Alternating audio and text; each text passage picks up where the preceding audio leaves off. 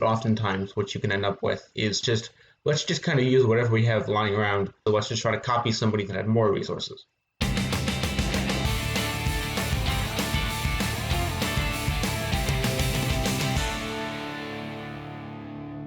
Hello, and welcome to this. It's time to sit down and put in those earbuds so as not to disturb the neighbors, because this is Off Book, a show about Broadway, movies, TV shows, and so many other nerdy things. I'm Mark Stoufer III. And I'm Hailey Briggs. Today's episode is all about high school theater and the complicated scene. Wordplay. Yes. Anyway, the complicated scene that it can be.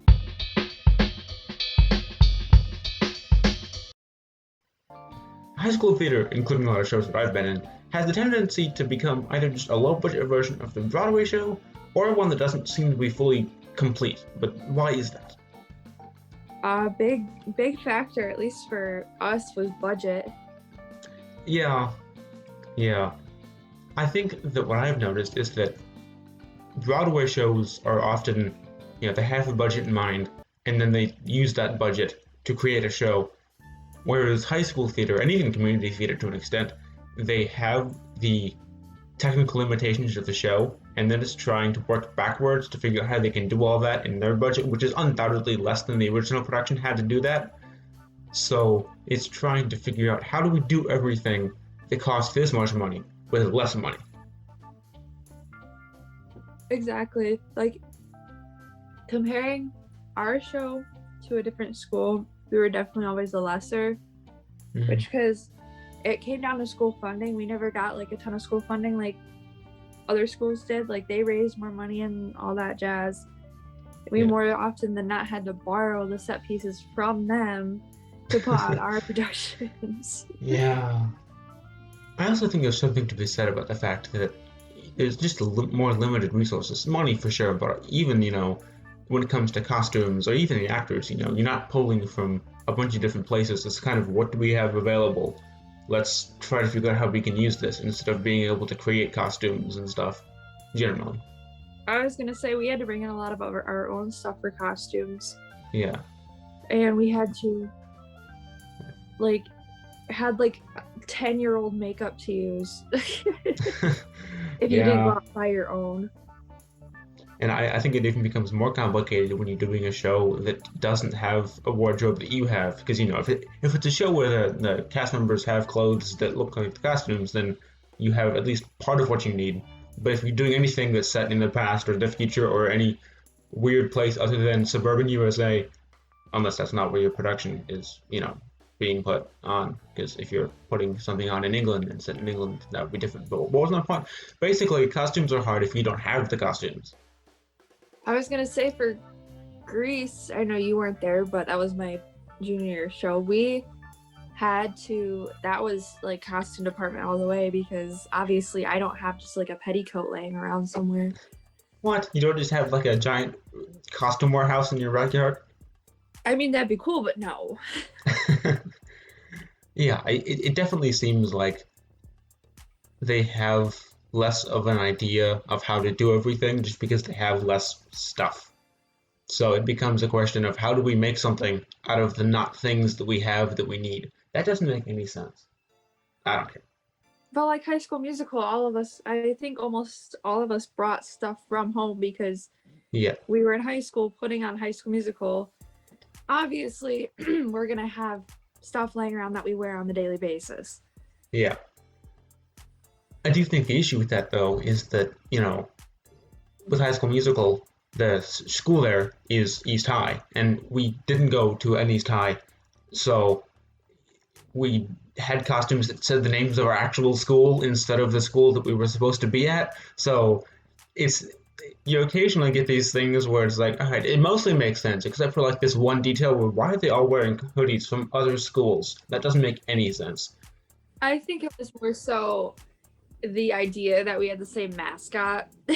Yeah, but and had it said, the name, had it said the Wildcat, it'd be different, but it didn't. It just had the name of the school. I was gonna say, I think I was wearing like a hoodie that said like cross country on it, because we just needed to be red for the last scene. Yeah, I think it's those details that, Newsies has a fully typed out newspaper that they give all of their extras. They're all carrying on actual, completely made newspapers, and we're wearing hoodies from other schools. And so it's that kind of those details that you don't really notice when you're watching the show, but you do kind of notice when they're not there. You go, okay, something here is clearly not quite as, there aren't quite as many layers to it as you'd find in a professional theater. Right.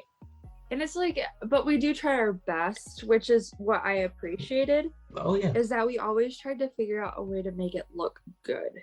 Yeah. And I think that there are a lot of really good results you can get there if you put in the work to try to create creative solutions.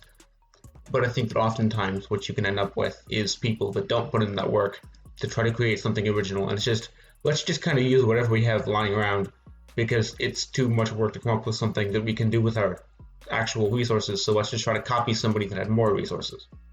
See, I think that the one show that I did that we really pulled it off was Grease, because there was a lot of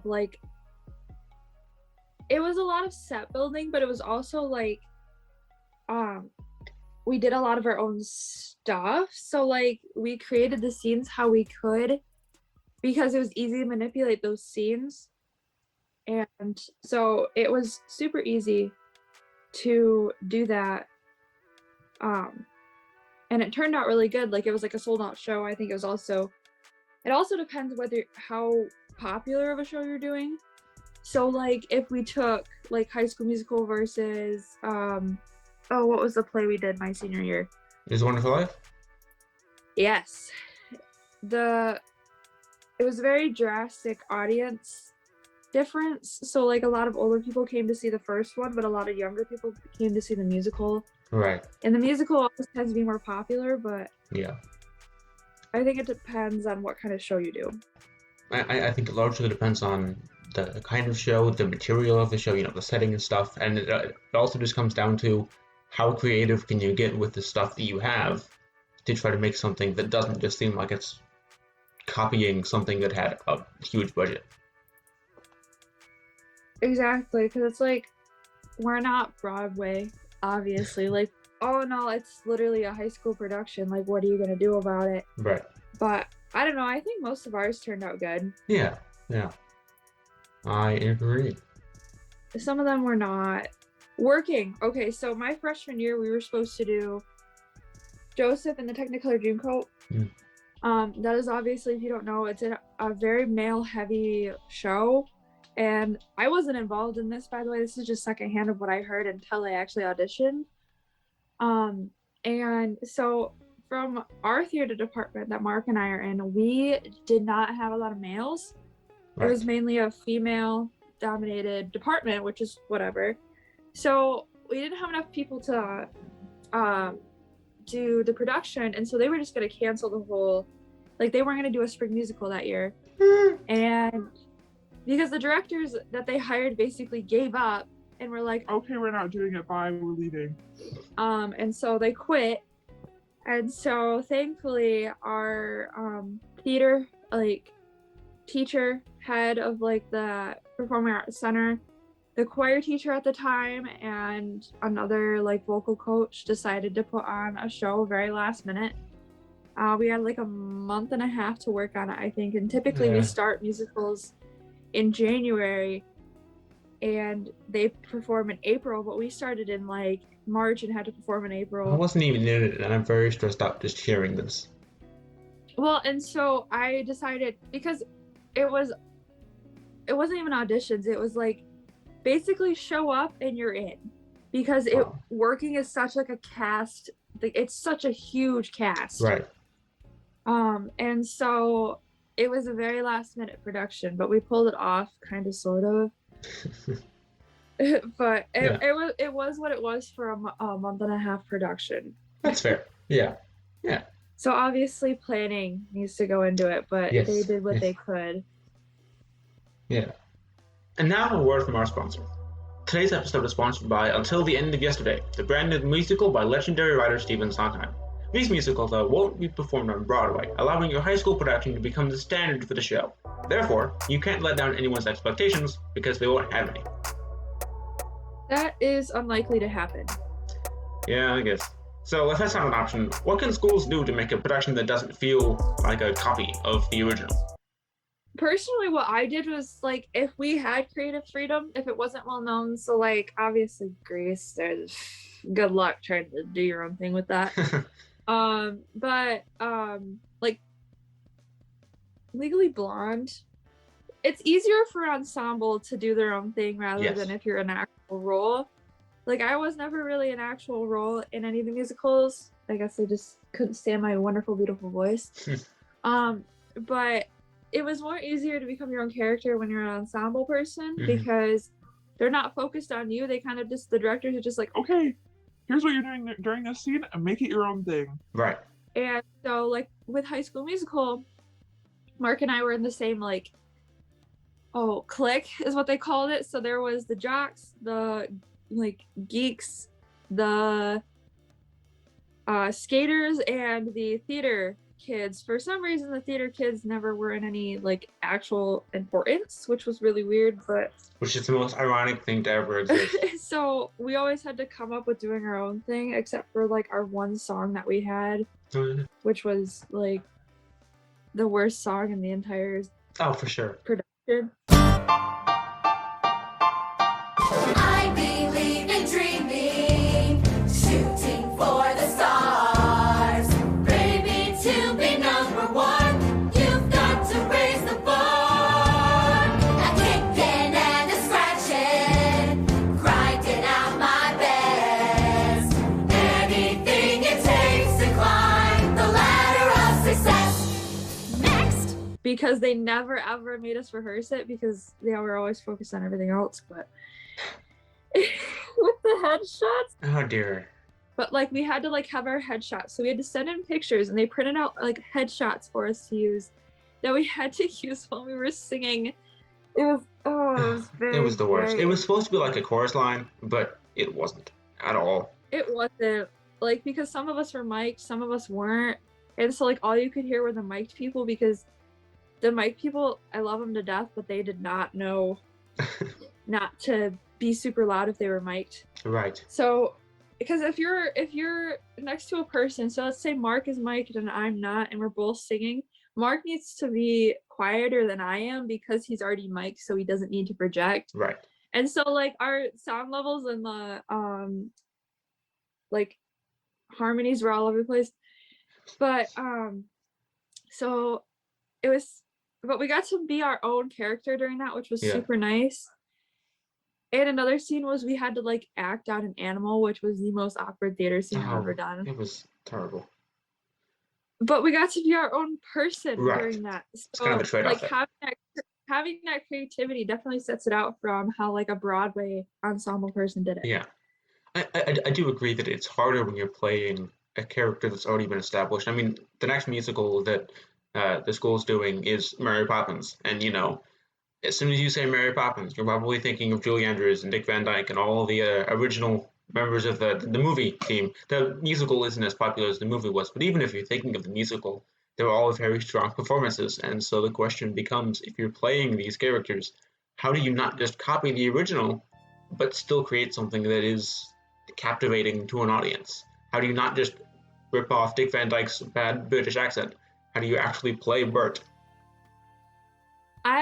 So to me, when we did It's a Wonderful Life, okay, I looked at the character and how she acted. Can't remember the actor's name, unfortunately, but and like I kind of took how she did it and made it my own spin, because obviously like I had different characteristics than she did, and so it was more so trying to make it my own without fully copying, because you want your own personality in your character to an extent. Otherwise you don't connect with your character and you don't perform as well as you would if you did connect with your character. Right. And I think that kind of that same sentiment extends to the rest of the production, because our high school has a very annoying tendency to rely on projections for our this whole set. My sophomore year musical, which was canceled because of COVID stuff, We were like a week from opening, and then the world shut down, and we never got to do it. I'm still very upset. Anyway, what was I saying? Right. The basically the whole set was just projections. They just kind of projected the background and then put 2 chairs for us to sit in front of the projections. And in my opinion, that just made it look so cheap because it was clear that we didn't have a set. It was like, oh, we don't have the money to put together these sets, so instead, let's just project a cartoon of them. And I think that is kind of indicative of what a lot of high school sets look like is, let's just do our best to try to replicate the original. And in my opinion, it'd be much better to spend that money on just creating a set that, even if it's one set that you just kind of change a couple of things every so often, creating something that feels like you built it for your show instead of just projecting another set onto your show. I don't know. Just use your money in a way that is original. Don't just try to cheaply copy what the original production had. And that's what we try to do too, is like, I know our theater department reuses a lot of stuff. Right. Like, I know that we use platforms in Greece that we used my freshman year. Yeah. And we reused them in my junior year, so. Exactly. So it's like, we do reuse a lot of stuff, but at some point you do need to get like more in depth with some scenes, because like for Into the Woods that you did for your junior year, it was really, really good, but I didn't feel so like immersed into the musical as I probably would have if you guys had like a little bit more of a scene we set. were very projection reliant in that show, and I get it because of COVID, and like you guys weren't even sure if you were going to put on a show, but it was definitely like worst case scenario show to me. Like if this happens, then we didn't waste a ton of money on it. But I don't know, because you guys could have put it on like later in the summer or something. It was all stuff that we could reuse. Either it was not these huge set pieces, or it was borrowed, or it was projections. Those are digital assets that we own now. So I think it's the difference between trying to replicate what the original Broadway production had through trying to. Every single set of Newsies is exactly the same. If you go to any high school, they will have some variation of that original Broadway set, because that's what people think of when they think of Newsies. So project a skyline, build that set of scaffolding, and you have a Newsies set. But I think that if you don't, and if you have the budget for that, fine. But a lot of high schools don't, and so you just get these weird, like, non-moving yellow scaffolding. And it's like, okay, you're not quite there. So maybe instead of trying to do that, just create a different set, design something that fits your show and fits your needs and fits your budget, instead of relying so heavily on projections or the cheaper alternative that doesn't quite work as well. Yeah, and it's like, try to get more budgeting too. Do like fundraisers. So like our high school, we never really did any fundraisers for theater. It was mainly for the other clubs we were in. So like band, I know Band and Choir does a lot of them. Yeah. But theater never really did any, and I'm not 100% sure why. I don't know. It just never occurred to me that we never did any, besides the businesses being like paying to be in our programs. Yeah. But like band and choir do like the poinsettias and the mums and the SNAP fundraiser and everything else. So I feel like if we did that, like I know we have a lot of people that donate to the theater department, which is good, but it's not enough. Yeah, and the arts don't get a bunch of money to begin with, so it's not like we can just sit back on our piles of money.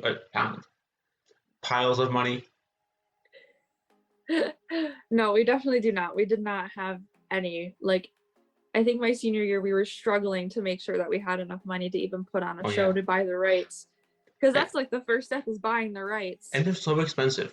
And when my sophomore year show was canceled, we were very unsure because we had the rights to the show, the projections, all the set pieces that we had built, costumes we had rented, and we couldn't use them anymore because we were abandoning that show because we couldn't get enough of the original cast members back.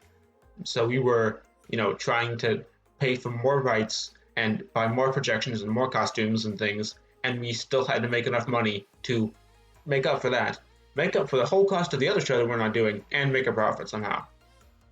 Which is just so much fun to have that pressure on you. You do so well, you can pay for 2.5 shows. Okay. I know they kind of did that with us with Grace. They're like, you guys hope that this show does well because we've spent a lot of money on it. And we're like, okay. It ended up doing really well. Opening night, the line was like around the Pack Center. Oh, nice. So, and we actually had to like reject people because we didn't have seating. So our pack is pretty small. Yeah. They did like a whole high school, like they renovated our whole high school except that one wing with the science, history, and the Pack Center. The arts don't matter. I don't know if they just like ran out of money for the budget or what. I don't know. But they need to put a huge glass wall in. I wonder if they didn't want to touch it because it's technically it's already named and everything. No, but I guess. I don't know. I don't know. Point being, theater, high school productions can definitely be a hit or miss. I really think it's always a hit with an audience, but I think you experience it different if you're in the cast, obviously. But from my perspective, ours were pretty much like 85% of the time were a good time. Yeah.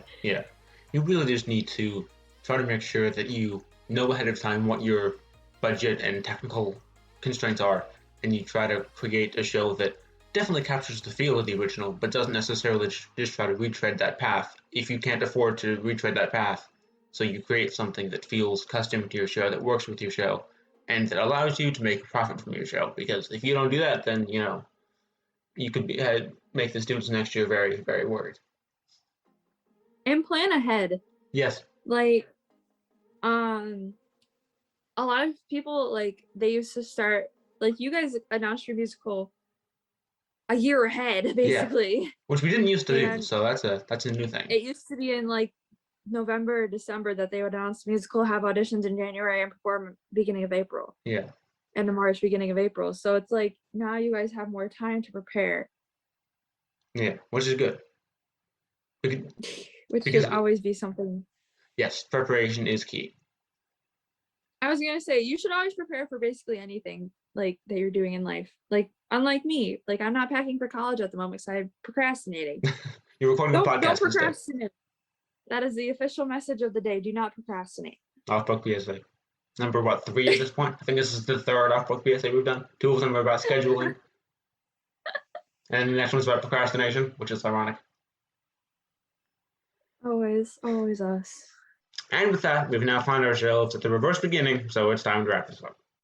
Next week's episode is going to be all about how entertainment changes in different mediums. In the meantime, make sure to stream the version of this episode that's been turned into a song. That doesn't actually exist. It does not. Anyway, have a great week. We'll see you next time.